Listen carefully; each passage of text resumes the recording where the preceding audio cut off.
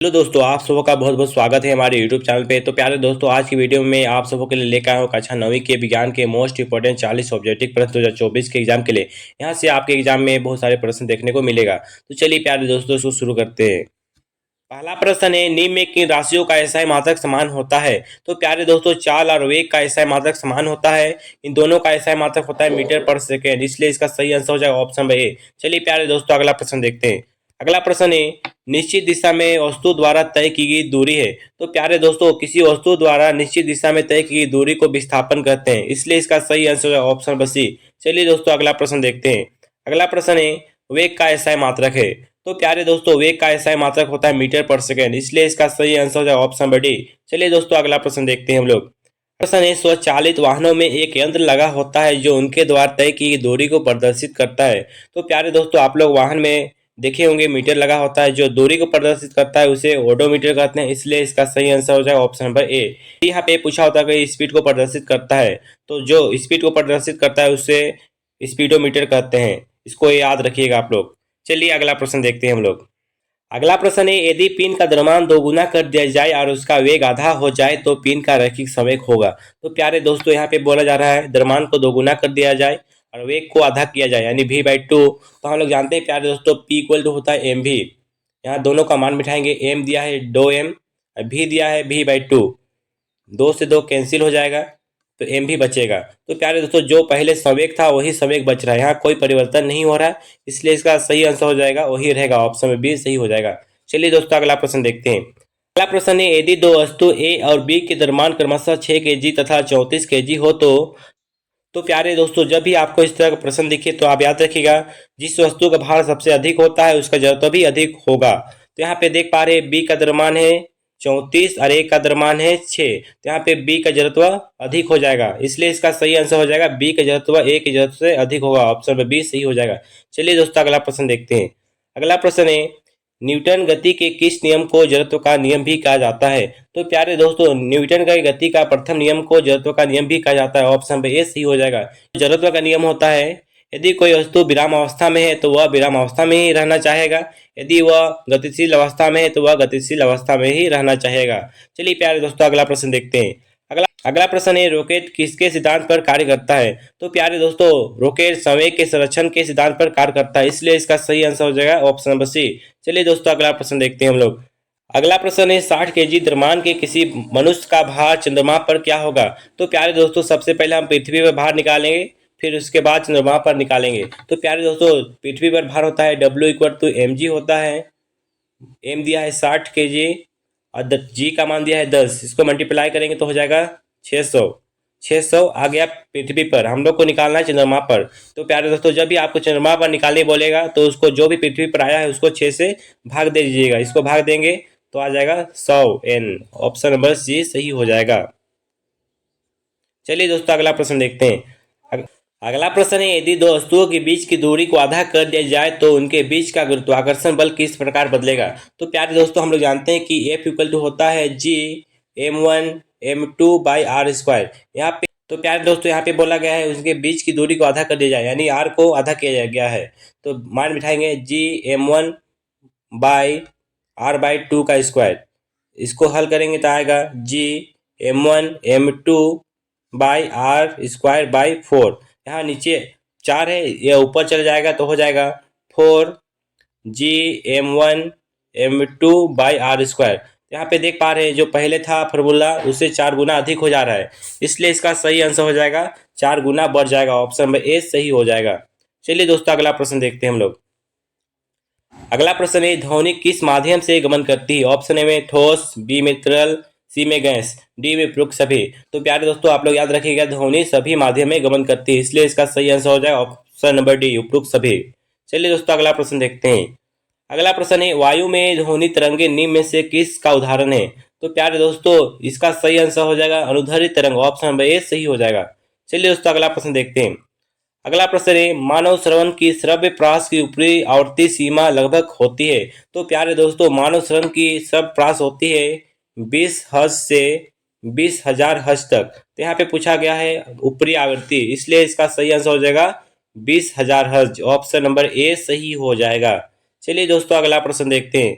अगला प्रश्न है, दो विभिन्न पदार्थों के कणों का स्वतः मिलना क्या कहलाता है? दो विभिन्न पदार्थों के कणों का स्वतः मिलना विसरण कहलाता है। ऑप्शन नंबर बी सही हो जाएगा। चलिए दोस्तों अगला प्रश्न देखते हैं। बल्ब का गलनांक कितना होता है? तो प्यारे दोस्तों बल्ब का गलनांक 0 डिग्री होता है। यहाँ पे 0 डिग्री नहीं दिया गया है, तो 0 डिग्री इक्वल टू होता है 273 केल्विन। इसलिए इसका सही आंसर हो जाएगा ऑप्शन नंबर सी। चलिए दोस्तों अगला प्रश्न देखते हैं हम लोग। अगला प्रश्न है प्यारे दोस्तों, निम्नलिखित में किसे सबसे अधिक संपीड़ित किया जा सकता है? तो प्यारे दोस्तों इसका सही आंसर हो जाए हाइड्रोजन गैस, क्योंकि आप बैलून देखे होंगे, वहां पे गैस भरा होता है, उसे आप आसानी से दबा सकते हैं। चलिए दोस्तों अगला प्रश्न देखते हैं हम लोग। अगला प्रश्न है, निम्नलिखित में से कौन यौगिक का उदाहरण है? तो प्यारे दोस्तों इसका सही आंसर होगा जल। ऑप्शन नंबर सी सही हो जाए, क्योंकि यह हाइड्रोजन प्लस ऑक्सीजन से मिलकर बना होता है। चलिए दोस्तों अगला प्रश्न देखते हैं हम लोग। अगला प्रश्न है, पीतल किस किस धातु का मिश्रण है? तो प्यारे दोस्तों आप लोग याद रखिएगा, पीतल जिंक और कॉपर का मिश्रण है। ऑप्शन नंबर ए सही हो जाएगा। इसको आप याद रख सकते हैं, पिताजी से पी से पीतल, ता से तांबा, जी से जिंक, तांबा और जिंक का मिश्रण है। चलिए दोस्तों अगला प्रश्न देखते हैं। अगला प्रश्न है, निम्नलिखित में कौन रासायनिक परिवर्तन का उदाहरण है? तो प्यारे दोस्तों रासायनिक परिवर्तन का मतलब होता है कि जिसे आप दोबारा से ग्रहण नहीं कर सकते हैं। तो ऑप्शन ए में जल का बर्फ में बदलना, यदि यह बर्फ में बनेगा तो उसे फिर से जल बना सकते हैं। बी में भोजन का पचना, यदि एक बार भोजन पच गया तो उसे आप दोबारा प्राप्त नहीं कर सकते हैं ना, इसलिए इसका सही आंसर हो गया ऑप्शन में बी। चलिए दोस्तों अगला प्रश्न देखते हैं। अगला प्रश्न है, सोडियम ऑक्साइड का सूत्र निम्नलिखित में कौन है? तो प्यारे दोस्तों सोडियम ऑक्साइड का सूत्र होता है Na2O, इसलिए इसका सही आंसर हो जाएगा ऑप्शन में बी। चलिए दोस्तों अगला प्रश्न देखते हैं। अगला प्रश्न है, 36 ग्राम जल में जल के कितने मोल मौजूद है? तो प्यारे दोस्तों मोल इक्वल टू होता है given mass by molar mass. तो सबसे पहले हम जल का मोलर मास निकालेंगे। मोलर मास कैसे निकालते हैं? यहाँ पे हाइड्रोजन 2 है, हाइड्रोजन का द्रव्यमान होता है 1 प्लस ऑक्सीजन का द्रव्यमान होता है 16, इसको ऐड करेंगे तो हो जाएगा 18। तो गिवन मास दिया गया हम लोग को 36 और मोलर मास आया 18, इसको भाग देंगे 18 दूनी 36, तो 2 आ जाएगा, इसलिए इसका सही आंसर है ऑप्शन बी। चलिए दोस्तों अगला प्रश्न देखते हैं। अगला प्रश्न है, C2H2 का मोलर द्रव्यमान क्या होगा? तो प्यारे दोस्तों जिस तरह से हम जल का मोलर द्रव्यमान निकाले उसी तरह से इसका भी निकालेंगे। चलिए निकालते हैं। C2H2 है, तो कार्बन का द्रव्यमान होता है 12 गुने 2, 12 इसलिए 2 से गुना करेंगे। हाइड्रोजन का होता है 1 गुने 2, इसको मल्टीप्लाई करेंगे हो जाएगा 12 24 प्लस 2, इसको ऐड करेंगे तो हो जाएगा 26, इसलिए इसका सही आंसर हो जाएगा ऑप्शन बी। चलिए दोस्तों अगला प्रश्न देखते हैं। अगला प्रश्न है, इलेक्ट्रॉन की खोज किसने की? तो प्यारे दोस्तों इलेक्ट्रॉन की खोज जे थॉमसन ने किया था। ऑप्शन में बी सही हो जाएगा, इसको आप याद रखिएगा, यह बहुत ही महत्वपूर्ण सवाल है। चलिए दोस्तों अगला प्रश्न देखते हैं। अगला प्रश्न है, एक तत्व में 11 इलेक्ट्रॉन है तथा 12 न्यूट्रॉन है, उस तत्व का परमाणु संख्या क्या होगा? तो प्यारे दोस्तों जितना इलेक्ट्रॉन होता है उतना प्रोटॉन होता है, और जितना प्रोटॉन होता है उतना ही परमाणु संख्या होता है। तो यहाँ पे इलेक्ट्रॉन 11 है तो प्रोटॉन भी 11 हो जाएगा, तो प्रोटॉन के बराबर परमाणु संख्या होता है तो परमाणु संख्या भी 11 हो जाएगा। ऑप्शन नंबर ए सही हो जाएगा। चलिए दोस्तों अगला प्रश्न देखते हैं। अगला प्रश्न है, तत्व के समान समस्थानिक में निम्नलिखित में से कौन और परमाणु का समान नहीं होंगे? तो प्यारे दोस्तों इसका सही आंसर हो जाएगा न्यूट्रॉन। ऑप्शन नंबर सी सही हो जाएगा। चलिए दोस्तों अगला प्रश्न देखते हैं। अगला प्रश्न है, निम्नलिखित में कौन एक कोशिकीय जीव का उदाहरण है?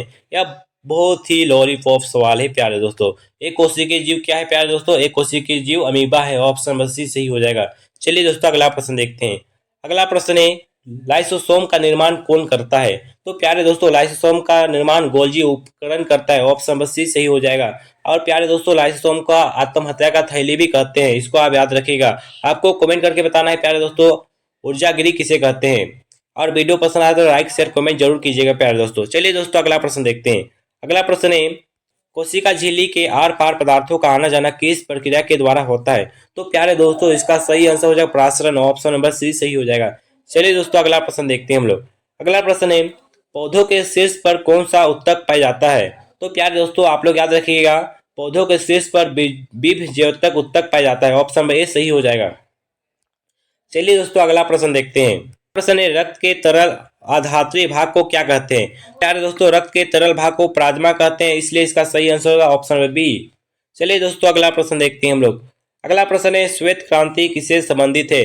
तो प्यारे दोस्तों श्वेत का मतलब होता है सफेद, तो सफेद क्या होता है दोस्तों? दूध होता है, इसलिए इसका सही आंसर दूध उत्पादन। ऑप्शन नंबर सी सही हो जाएगा। चलिए दोस्तों अगला प्रश्न देखते हैं। अगला प्रश्न है, निम्नलिखित में कौन रबी फसल का उदाहरण है? तो प्यारे दोस्तों रबी फसल का उदाहरण चना है, ऑप्शन नंबर डी सही हो जाएगा। चलिए दोस्तों अगला प्रश्न देखते हैं। अगला प्रश्न है जीवों के वर्गीकरण का सर्वाधिक मूलभूत लक्षण क्या हो सकता है? ऑप्शन ए में उसका निवास स्थान, बी में उसके पोषण की प्रक्रिया, सी में उसका कोशिका संरचना, डी में उनके जनन की प्रक्रिया। तो प्यारे दोस्तों इसका सही आंसर है उसका कोशिका संरचना, ऑप्शन नंबर सी सही हो जाएगा। चलिए दोस्तों अगला प्रश्न देखते हैं। अगला प्रश्न है पादप वर्ग का उभयचर किसे कहते हैं? तो प्यारे दोस्तों इसका सही आंसर है ब्रायोफाइटा, ऑप्शन नंबर बी सही हो जाएगा। चलिए दोस्तों अगला प्रश्न देखते हैं। अगला प्रश्न है वेल निम्नलिखित में से किस वर्ग से संबंधित है? तो प्यारे दोस्तों वेल एक मछली है, इसलिए इसका सही आंसर होगा मत्स्य, ऑप्शन नंबर डी सही हो जाएगा। चलिए दोस्तों अगला प्रश्न देखते हैं। अगला प्रश्न है वैश्विक ऊष्मन के लिए कौन गैस उत्तरदायी है? तो प्यारे दोस्तों कार्बन डाइऑक्साइड इसका सही आंसर हो जाएगा, ऑप्शन नंबर ए सही हो जाएगा। चलिए दोस्तों अगला प्रश्न देखते हैं। अगला प्रश्न है जल प्रदूषण से निम्नलिखित में कौन सा प्रभाव नहीं होगा? ऑप्शन ए में जल के तापमान में परिवर्तन, बी में हैजा, सी में जल में ऑक्सीजन की कमी, डी में फेफड़े संबंधी रोग। तो प्यारे दोस्तों इसका सही आंसर होगा जल में ऑक्सीजन की कमी, ऑप्शन नंबर सी सही हो जाएगा। चलिए दोस्तों अगला प्रश्न देखते हैं। अगला प्रश्न है निम्नलिखित में कौन असंक्रामक रोग है? तो प्यारे दोस्तों असंक्रामक रोग होता है जो छूने से नहीं फैलता है। तो प्यारे दोस्तों इसका सही आंसर हो जाएगा रतौंधी, ऑप्शन नंबर बी सही हो जाएगा। अगला प्रश्न है निम्नलिखित में कौन दीर्घकालिक रोग के उदाहरण है? तो प्यारे दोस्तों दीर्घकालिक का मतलब होता है लंबे समय तक कौन सा रोग चलता है। तो प्यारे दोस्तों ऑप्शन में खांसी जुकाम, बी में हैजा, सी में टीबी, डी में मधुमेह। तो इसका सही आंसर है टीबी, ऑप्शन नंबर सी सही हो जाएगा। चलिए दोस्तों अगला प्रश्न देखते हैं। अरे लास्ट प्रश्न है जीवाणु निम्नलिखित में कौन वर्ग में आते हैं? तो प्यारे दोस्तों इसका सही आंसर होगा मोनेरा, ऑप्शन नंबर बी सही हो जाएगा। यदि दोस्तों वीडियो पसंद आए तो लाइक शेयर कमेंट जरूर कीजिए और अभी तक हमारे चैनल को सब्सक्राइब नहीं किए तो जाकर सब्सक्राइब कर लीजिए, साथ ही बेल आइकन को प्रेस कर लीजिएगा और टेलीग्राम चैनल पर नहीं जुड़े तो जाके जुड़ सकते हैं जिसका लिंक डिस्क्रिप्शन में। Okay, thank you.